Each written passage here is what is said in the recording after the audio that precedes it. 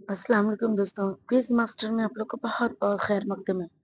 आपकी दोस्त लेकर आ चुकी है 50 क्वेश्चन हिस्ट्री के, प्राचीन इतिहास के 50 क्वेश्चन। अगर आपने ये सीरीज देख ली तो आपको कहीं और जाने की जरूरत नहीं है। आपका प्राचीन इतिहास पूरा आईने की तरह साफ हो जाएगा। तो आइए देखते हैं question number first. Radio carbon C14 विश्लेषण पद्धति के अनुसार सिंधु सभ्यता की सर्वमान्य तिथि क्या है? तो सही जवाब हो जाएगा ऑप्शन बी, 3300 से 1700 ईसा पूर्व। देखिए, इस चीज में मतभेद है। कहीं कहीं आपको 2500 से 1700 मिलेगा, लेकिन ज्यादातर आपको 3300 से 1700 मिलेगा। ऑप्शन के हिसाब से आप लोग देख लीजिएगा। अगला प्रश्न है,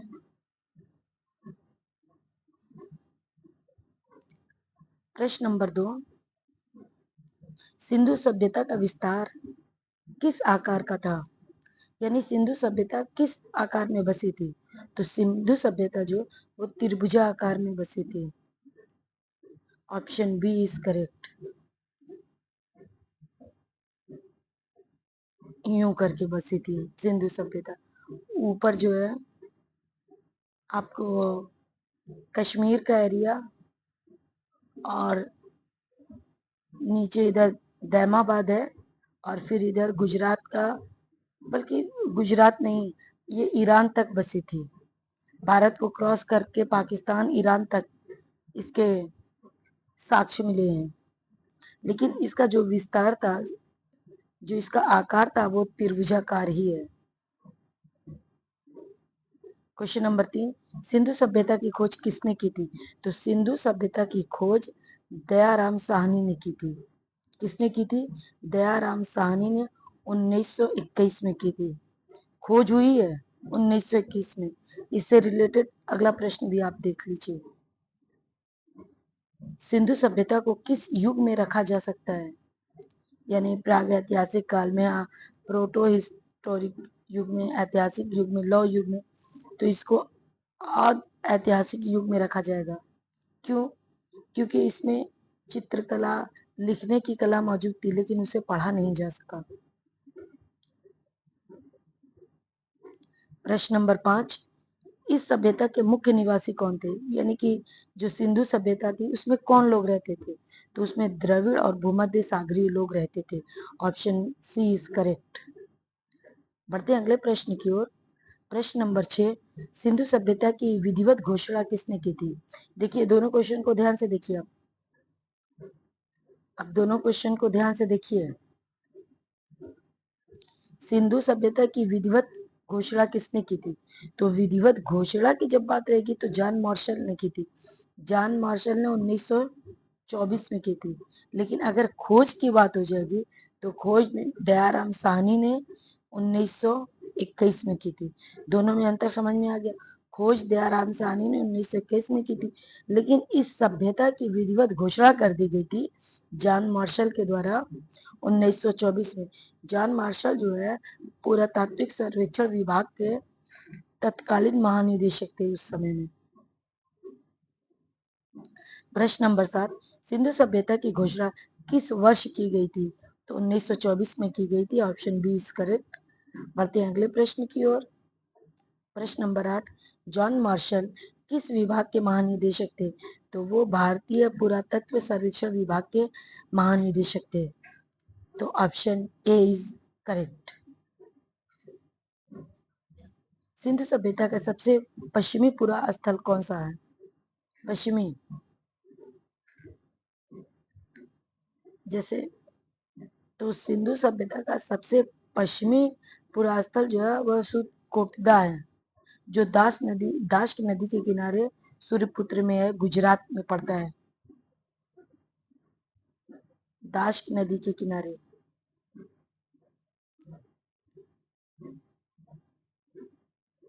सिंधु सभ्यता का सिंधु सभ्यता का सबसे प्राचीन पुरा स्थल कौन सा है?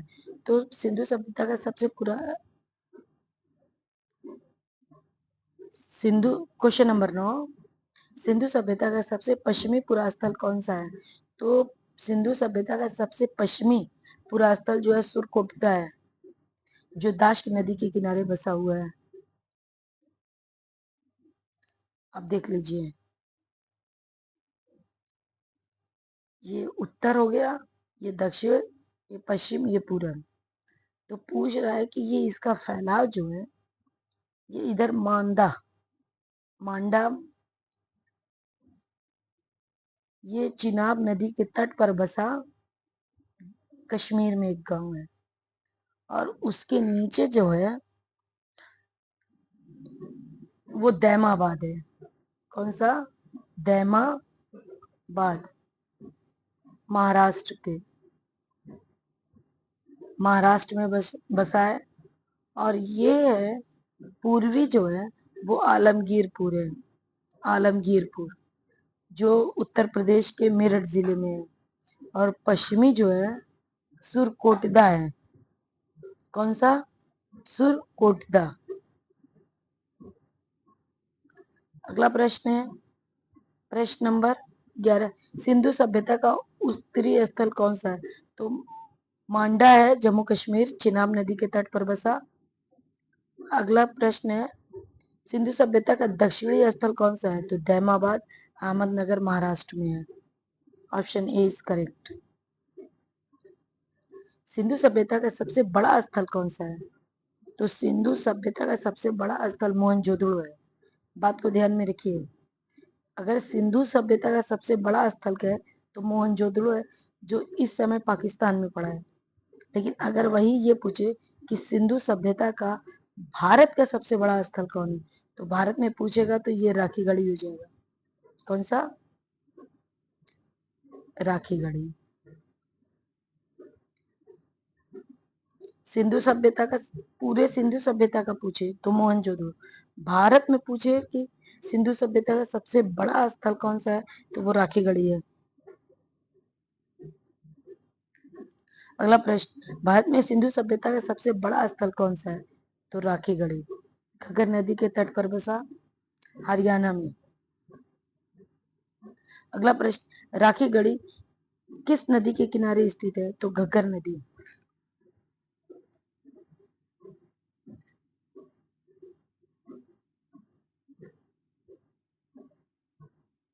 राखी गढ़ी की खोज किसने की थी? तो राखी गढ़ी की खोज जो है सूरज भान ने की थी। Option B is correct.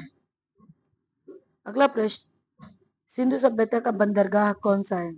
तो लोथल और सुरकोटदा जो है ये सिंधु नदी का एक बहुत ही प्रसिद्ध बंदरगाह है। पकी ईंटों का प्रयोग कहाँ से प्रमाणित हुआ है? तो पकी ईंटों का प्रमाण जो है वो कालीबंगा से मिला है। अगला प्रश्न, मोहनजोदड़ो से क्या प्राप्त हुआ है? अग्निकुंड, स्नानागार, नृत्य करती स्त्री की मूर्ति। तो मोहनजोदड़ो से ये सभी प्राप्त हुए। एक अग्निकुंड भी मिला, विशाल स्नानागार भी मिला, और नृत्य करती स्त्री की मूर्ति जो कांस्य की बनी थी। तो इस प्रकार से option D is correct. Question number 20, नर्तकी की कांस्य मूर्ति किस स्थल से मिली है? तो मोहनजोदड़ो से। Option C is correct. अग्निकुंड कहाँ पाए गए हैं? अग्निकुंड कहाँ पाए गए हैं?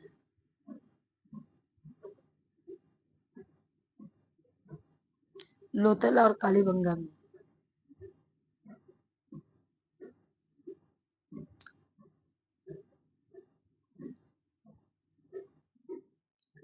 पशुपतिनाथ की मूर्ति किस स्थल से मिली है? तो मोहनजोदड़ो से। कहाँ से? मोहनजोदड़ो से। अगला प्रश्न, सिंधु लिपि कैसी थी? तो चित्रात्मक, pictographic. Option B is correct. चित्र बना था दीवारों पे, बर्तनों पे, जगह जगह चित्रकारी की गई थी। सिंधु लिपि किस दिशा में लिखी जाती है? तो बाएं से दाएं और दाएं से बाएं दोनों तरह से लिखी जाती है। तो ऑप्शन डी इज करेक्ट।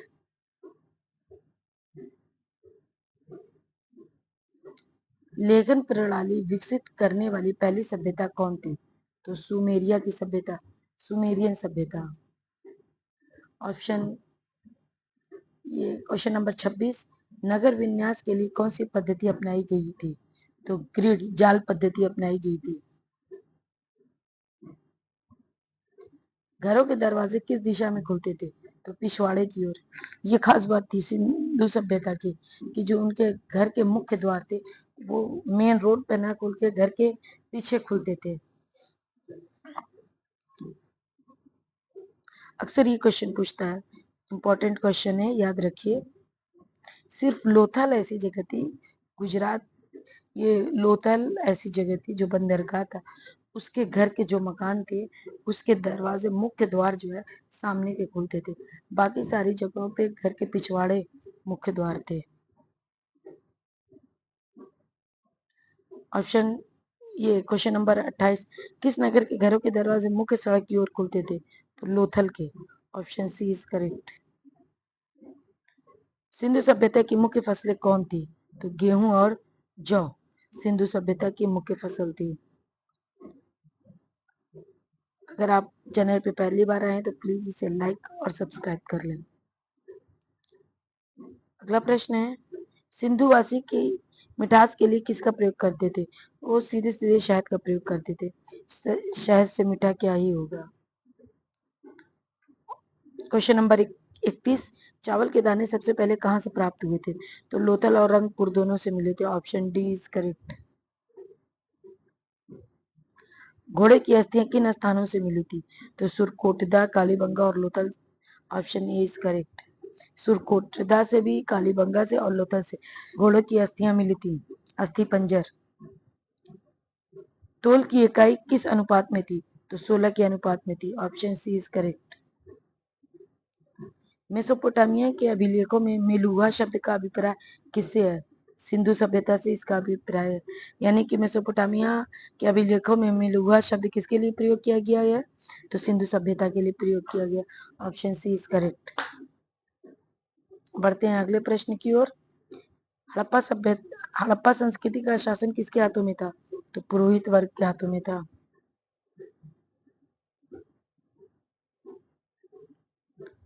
प्रश्न नंबर 36, मोहनजोदड़ो में महान स्नानागार या विशाल स्नानागार किस उद्देश्य से प्रयुक्त होता था?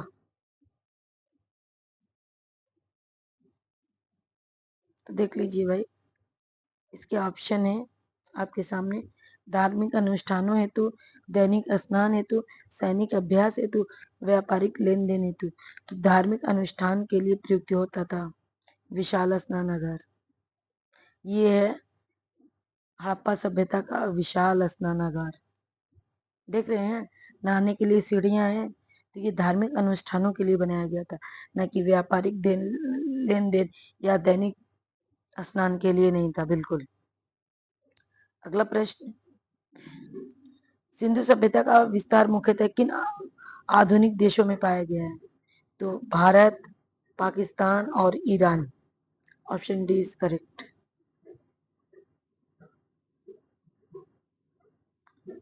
अगला प्रश्न, सिंधु सभ्यता की तिथि को वैज्ञानिक रूप से निर्धारित करने के लिए कौन सी विधि प्रयोग में लाई गई थी?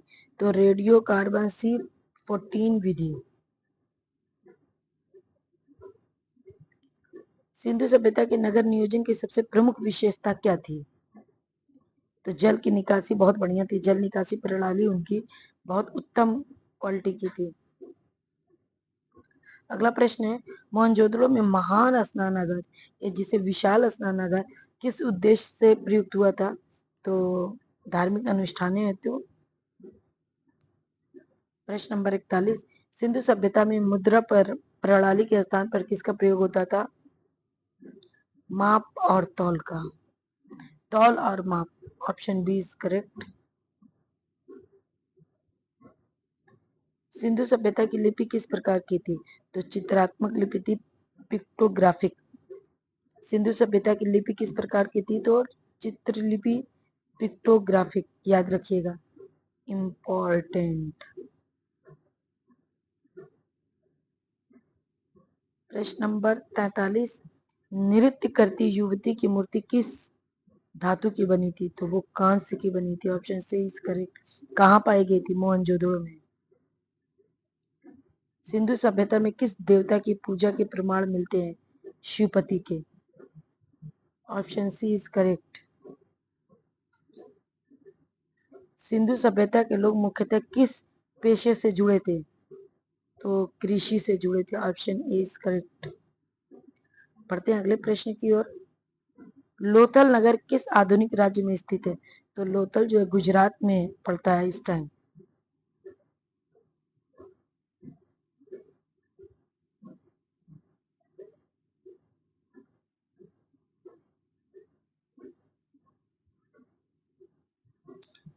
लोथल की कौन सी विशेषता उसे अन्य स्थलों से अलग करती है? तो नौसैनिक गोदाम जो है ये उसको सबसे अलग करती है। कालीबंगन स्थल किस नदी के किनारे स्थित था? तो कालीबंगा जो है वो सरस्वती नदी के किनारे स्थित है। लेकिन आज इसे देखेंगे, ये प्राचीन सरस्वती थी, लेकिन आधुनिक इसकी सहायक नदी को घग्गर नदी भी कहती है।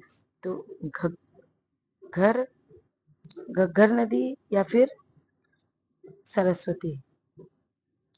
Option question number 49। हड़प्पा सभ्यता में कि एक मिनट। हड़प्पा सभ्यता में किस धातु का ज्ञान नहीं था? तो उनको लोहे का ज्ञान एकदम नहीं था हड़प्पा सभ्यता में। सिंधु सभ्यता के लोग किन पशुओं की पूजा नहीं करते थे? तो घोड़े की नहीं करते थे। इसमें बैल बकरी गाय की करते थे, लेकिन घोड़े की नहीं करते थे। तो ये रहे हमारे 50 क्वेश्चन। क्वेश्चन अच्छे लगे तो प्लीज इसे लाइक कर दे और चैनल को सब्सक्राइब कर दे। मिलते हैं अगली वीडियो में, तब तक के लिए अल्लाह हाफिज।